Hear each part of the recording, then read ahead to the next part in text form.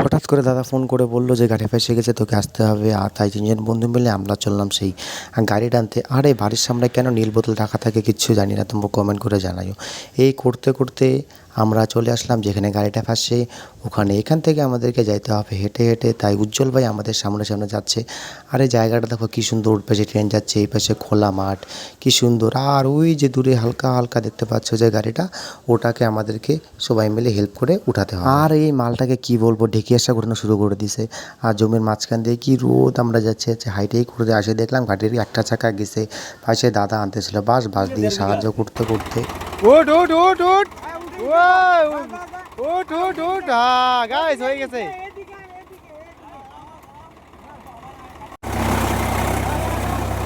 চল চলে হয়ে গেছে হয়ে গেছে।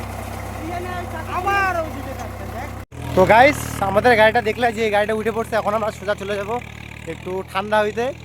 এখান থেকে রায়নগরের দিকে, ওখান থেকে কিছু খাইটে ঠান্ডা খাইটে তারপরে সোজা চলে যাবো বাড়ির দিকে। চলো। আর দেখো কতগুলো ঢেকিয়ে শাক তুলছে মালটা। সব কিছু তো ঠিক আছে, কিন্তু এবার আমাদের বাজবে 12। গাড়িটা তো আমরা রাখে গেছি এইখানে। আর যে গাড় ফাটানি রোদ উঠছে, এই গাড়িতে বসলে কার ছেদে ছেকাছে। ও মেগা কেমন, কি খবর? পড়লে গাড় ফাইটে চার হবে আজকে। ও মাই গড, ও এ দেখো এখন ও হিট দিয়ে নে পরে সুবিধা হবে। কি গরম দাদা, কেমন গরম কেমন?